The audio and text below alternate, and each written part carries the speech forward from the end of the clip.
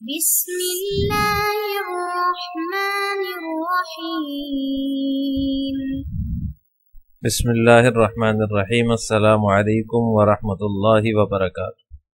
امید ہے آپ تمام احباب خیر و عافیت سے ہوں گے۔ آج جلالین ثانی کا سبق نمبر 139 ہے اور اس سبق کے اندر ہم سورہ مجادلہ کی آیت نمبر 8 سے لے کر 10 تک کا ترجمہ اور تفسیر پڑھیں گے۔ پہلے آیات کا ترجمہ دیکھ لیں۔ الم تری الی الذین نہوا عن النجوى ثم یعودون لما نہوا عنہ ویتناجون بالاثم والعدوان ومعصیۃ الرسول واذا جاؤوک حیوک بما لم یحیک به اللہ ویقولون فی انفسهم لولا یعذبنا اللہ بما نقول حسبهم جہنم یصلونها فبئس المصیر۔ الم تری الی الذین نہوا، کیا تم نے ان لوگوں کو نہیں دیکھا جنہیں سرگوشی کرنے سے منع کر دیا گیا تھا؟ نہوا عن النجوى ثم یعودون لما نہوا عنہ، پھر بھی وہ وہی کام کرتے ہیں جس سے ان کو منع کیا گیا تھا۔ وَيَتَنَاجَوْنَ بِالْإِثْمِ وَالْعُدْوَانِ وَمَعْصِيَةِ الرَّسُولِ، اور وہ ایک دوسرے کے ساتھ ایسی سرگوشیاں کرتے ہیں جو گناہ، زیادتی اور رسول کی نافرمانی پر مشتمل ہوتی ہیں۔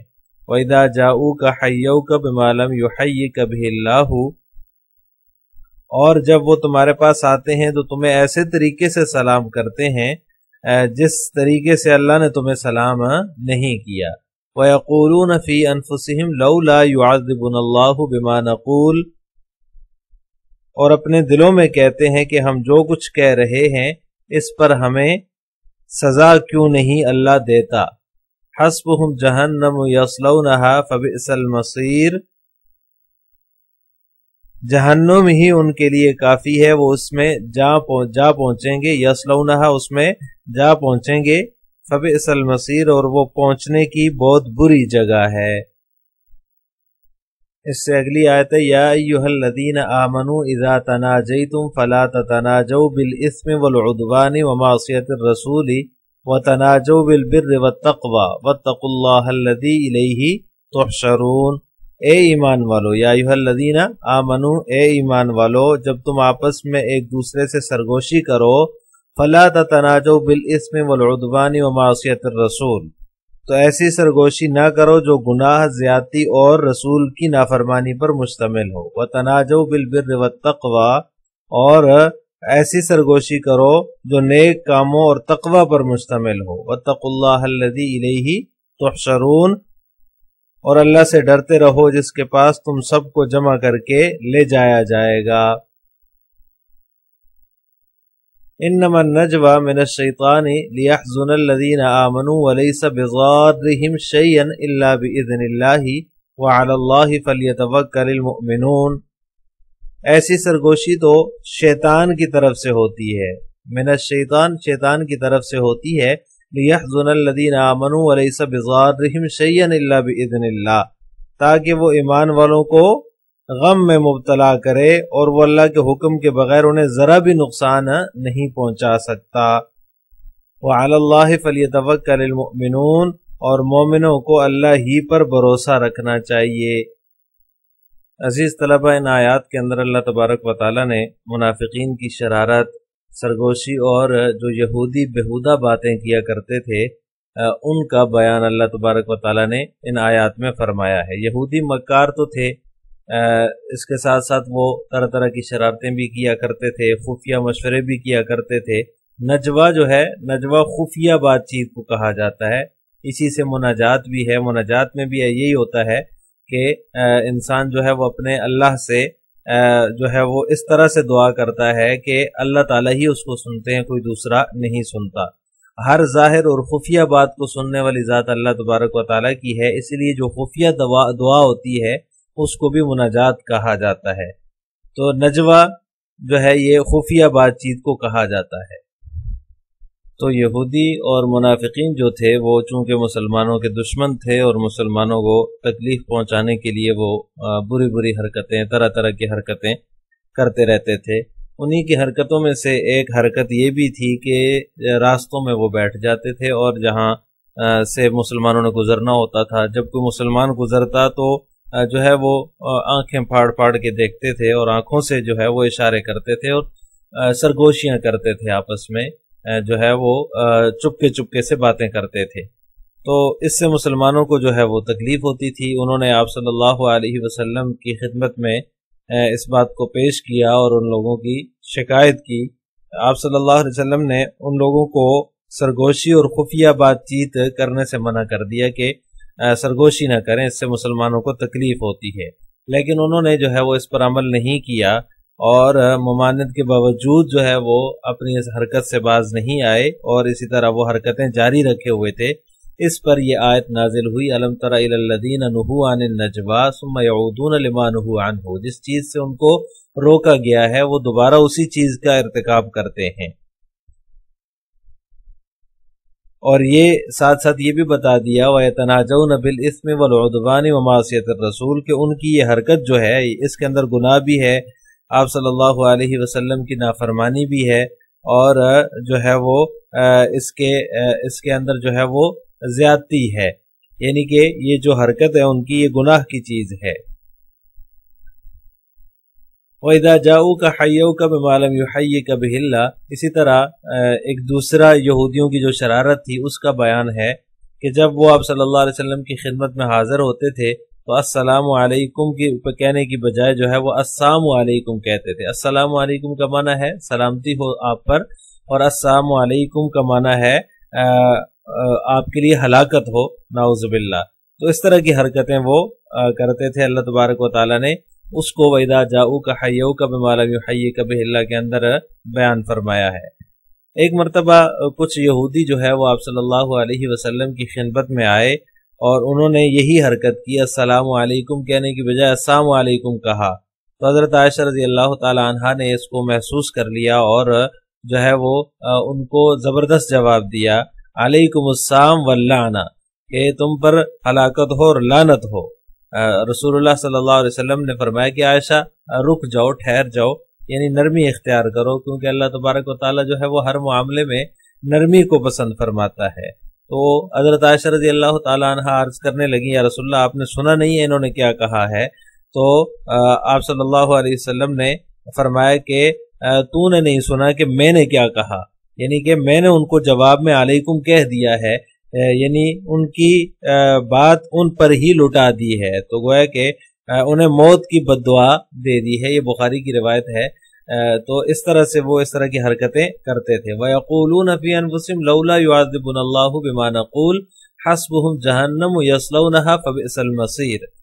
یہودی جو ہے وہ برے الفاظ اپنی زبان پر لاتے ہیں، پھر بھی اپنے دلوں میں یوں کہتے ہیں کہ جو ہے وہ ہمیں ہماری باتوں پر عذاب کیوں نہیں دیا جاتا. یعنی اس طرح کی حرکتیں کرنے کے بعد بھی وہ دل میں یہ سوچتے ہیں کہ ہمیں جو ہے وہ اس پر عذاب کیوں نہیں ہوتا، ہم جو ہے وہ اس طرح کی اگر یہ گناہ کا کام کرتے ہیں. مقصد ان کا یہ تھا کہ یہ اللہ کے نبی ہیں اور ہم جو ہے وہ اللہ کے نبی کی توہین کر رہے ہیں، بے ادبی کر رہے ہیں، تو اب تک اللہ کا عذاب آ جانا چاہیے تھا.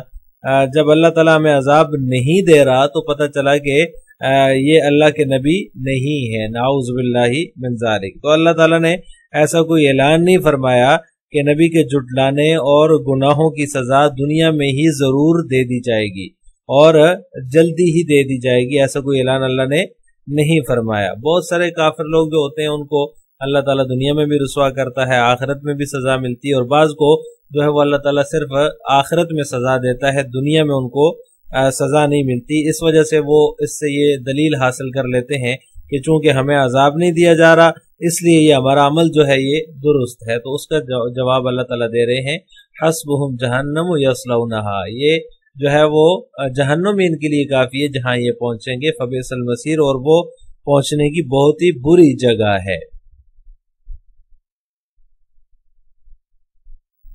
اگلی آیت جو ہے یا ایھا الذین آمنوا اذا تناجیتم فلا تتناجوا بالاسم، اہل ایمان کو جو ہے وہ اس میں نصیحت کی جا رہی ہے کہ اے ایمان والو، سرگوشی جو ہے وہ جب تم کرو تو معصیت کی اور گناہ کی بات کی سرگوشی نہ کرو، یعنی ایسی سرگوشی نہ کرو جس سے جو ہے وہ گناہ ملتا ہو یا پھر وہ آپ صلی اللہ علیہ وسلم کی نافرمانی پر مشتمل ہو، یعنی جو یہودیوں کا طریقہ ہے اس طریقہ کار کو استعمال نہ کرو۔ وَتَنَاجَوْا بِالْبِرِّ وَالتَّقْوَىٰ، اور تقوی اور جو ہے وہ نیکی کا مشورہ کرو۔ جب خفیہ طور پہ مشورہ بھی کرنا ہو تو اس میں بھی نیکی غالب ہونی چاہیے، تقوی ہونا چاہیے، ایسی جو ہے وہ سرگوشی یا خفیہ مشورہ نہیں ہونا چاہیے جس میں آپ صلی اللہ علیہ وسلم کی نافرمانی ہو یا پھر وہ گناہ کی چیز ہو۔ وَاتَّقُوا اللَّهَ الَّذِي إِلَيْهِ تُحْشَرُونَ، اور اللہ سے ڈرو جس کی طرف تم جمع کیے جاؤ گے، یعنی آخرت کے دن میں تمہیں حاضر کیا جائے گا، آخرت کے دن میں تمہیں جو ہے وہ اللہ ہی کے سامنے پیش کیا جائے گا۔ انما النجوى من الشیطان لیحزن الذین آمنوا، اس آیت میں اللہ تبارک و تعالیٰ فرما رہے ہیں کہ خفیہ سرگوشی شیطان ہی کی طرف سے ہوتی ہے تاکہ وہ اہل ایمان کو لیحزن رنجیدہ کر سکے، یعنی جن لوگوں نے مسلمانوں کو تکلیف دینے کے لیے یہ جو طریقہ اپنایا ہے خفیہ مشورے کا، تو یہ اس طریقے پر ان کو شیطان نہیں لگایا ہے۔ شیطان کا مقصد یہ ہے کہ وہ اہل ایمان کو تکلیف پہنچائے۔ وَلَيْسَ بِضَارِّهِمْ شَيْئًا إِلَّا بِإِذْنِ اللَّهِ، اور ان لوگوں کا یہ مشورہ جو ہے اہل ایمان کو کوئی نقصان نہیں پہنچا سکتا مگر اللہ کے حکم سے۔ وَعَلَى اللَّهِ فَلْيَتَوَكَّلِ الْمُؤْمِنُونَ، اور مومنوں کو اللہ پر ہی بھروسہ کرنا چاہیے۔ یہ توکل علی اللہ جو ہے انہیں مخلوق کی جو اعزاء رسانیاں ہیں، جو تکالیف ہیں، ان سے محفوظ رکھے گا۔ اسلام ایک کامل دین ہے، اس میں جیسے عبادات کے حوالے سے احکامات ہیں، اسی طرح زندگی کے ہر شعبے کے متعلق جو ہے وہ آداب سکھائے گئے ہیں، اخلاق بھی سکھائے گئے ہیں۔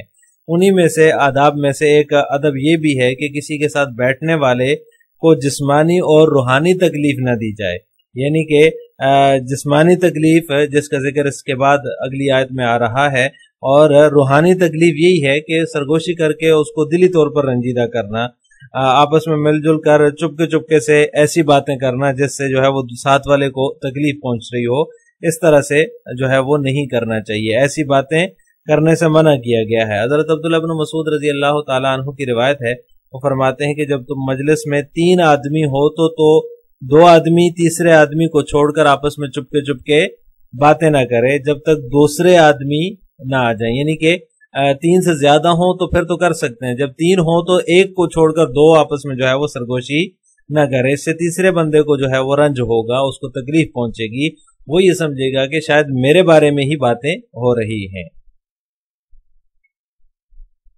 اب ان آیات کی تفسیر جلالین ملاحظہ ہو۔ علم ترى تنظر، کیا آپ نے نہیں دیکھا، ترى جو ہے یہ تنظر کے معنی میں ہے، الی الذین نہوا، ان لوگوں کو جن کو منع کیا گیا سرگوشی سے، ثم یعودون لما نہوا عنہ، جس چیز سے منع کیا گیا پھر وہی حرکت وہ کرتے ہیں، ویتناجون بالاثم والعدوان ومعصیۃ الرسول، اور ان کی یہ سرگوشی ایسی ہے جو مشتمل ہے گناہ پر اور نافرمانی پر، آپ رسول کی نافرمانی پر۔ ہم الیہود نہاہم النبی صلی اللہ علیہ وسلم عما كانوا يفعلون من تناجیہم ای تحدثهم سرا ناظرین الی المؤمنین لیوقعوا فی قلوبہم الریبۃ، یہ اس کی جو ہے وہ شان نزول بیان فرما رہے ہیں کہ جو جن کو منع کیا گیا تھا وہ کون لوگ ہیں، سرگوشی سے جن کو منع کیا گیا تھا وہ یہودی ہیں جنہیں آپ صلی اللہ علیہ وسلم نے سرگوشیوں سے منع کیا گیا تھا، یعنی جو سرگوشی والے کام کرتے تھے ان کو منع کیا تھا۔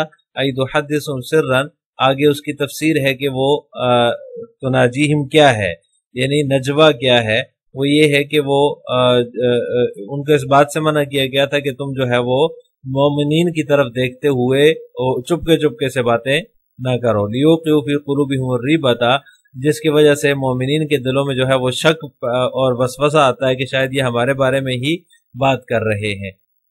وَإِذَا جَاءُوكَ حَيَّوْكَ أَيُّهَا النَّبِيُّ، اور جب یہ آپ کو آپ کے پاس آتے ہیں سلام کرتے ہیں اے نبی، یعنی یہ کاف ضمیر جو ہے یہ خطاب جو ہے آپ صلی اللہ علیہ وسلم سے ہے، بِمَا لَمْ يُحَيِّكَ بِهِ اللَّهُ، اس طریقے سے جس طریقے سے اللہ تعالیٰ نے سلام نہیں کیا، وَهُوَ قَوْلُهُمْ السَّلَامُ عَلَيْكَ، وہ کیا طریقہ ہوتا تھا جس طریقے سے اللہ تعالیٰ نے نہیں کیا، وہ طریقہ یہ تھا ان کا کہ وہ السلام علیکم کی کہنے کی بجائے السلام علیکم السلام علیکہ کہتے، ای الموت، یعنی کہ السلام علیکہ کا معنی بیان کر دیا کہ جس طرح السلام علیکہ کا معنی ہے سلامتی ہو آپ پر، السلام علیکہ کا معنی ہے ہلاکت ہو آپ پر۔ وَيَقُولُونَ فِي أَنفُسِهِمْ لَوْلَا حَلَّا، اور وہ اپنے دل میں کہتے ہیں لولا حلا، ان لولا حلا کے معنی میں ہے کہ یعذبنا اللہ بما نقول، کہ ہمیں جو ہے وہ عذاب کیوں نہیں دیتا اللہ بما نقول، اس کے بدلے میں جو ہم کہتے ہیں، من التحیت، یعنی کہ یہ جو بری بری باتیں کرتے ہیں، سلام جو ہے وہ اس طریقے سے کرتے ہیں جس میں آپ صلی اللہ علیہ وسلم کی توہین ہے۔ وَأَنَّهُ لَيْسَ بِنَبِيٍّ إِنْ كَانَ نَبِيًّا، اگر وہ نبی ہوتے تو ہمیں ضرور عذاب ملتا، اس سے پتہ چلا کہ وہ نبی نہیں ہے۔ حسبهم جہنم یصلونها فبئس المصیر، ان کا ٹھکانہ جو ہے جہنم جو ہے ان کے پہنچنے کے لیے کافی ہے جہاں وہ پہنچیں گے، اور وہ ان کے پہنچنے کی بہت ہی بری جگہ ہے۔ ہیا یا ایھا الذین آمنوا اذا تناجیتم فلا تتناجوا بالاثم والعدوان ومعصیۃ الرسول وتناجوا بالبر والتقوی، اے ایمان والو جب تم سرگوشی کرو تو گناہ اور رسول کی نافرمانی پر مشتمل جو سرگوشی ہے ایسی سرگوشی نہ کرو، بلکہ تقوی اور نیکی کی سرگوشی کرو، اور اللہ تعالیٰ سے ڈرو جس کے پاس تمہیں جمع کیا جائے گا۔ انما النجوى بالاسم ونحوه، بے شک نجوہ جو ہے سرگوشی جو ہے، یعنی جو سرگوشی گناہ پر اور رسول کی نافرمانی وغیرہ پر مشتمل ہے، وہ جو ہے وہ شیطان ہی کی طرف سے ہے، بغرور ہی، شیطان کے غرور کی وجہ سے۔ لیحزن الذین آمنوا ولیس ہوا بضارہم شیئا، تاکہ وہ ان لوگوں کو رنجیدہ کر سکے جو ایمان لائے ہیں، ولیس ہوا بضارہم، لیکن وہ سرگوشی جو ہے نہیں ہے ذرا بر بھی ان کو نقصان پہنچانے والی، الا باذن اللہ ای ارادتی، مگر یہ کہ اگر اللہ کا ارادہ ہو تو پھر نقصان ہو سکتا ہے ورنہ نہیں ہو سکتا۔ وعلی اللہ فلیتوکل المؤمنون، اور اللہ تعالیٰ پر ہی ایمان والوں کو توکل کرنا چاہیے۔ آخر میں آپ حضرات سے دو سوال ہیں۔ نمبر 1، الم تر الی الذین نہوا، اس آیت کا شان نزول کیا ہے؟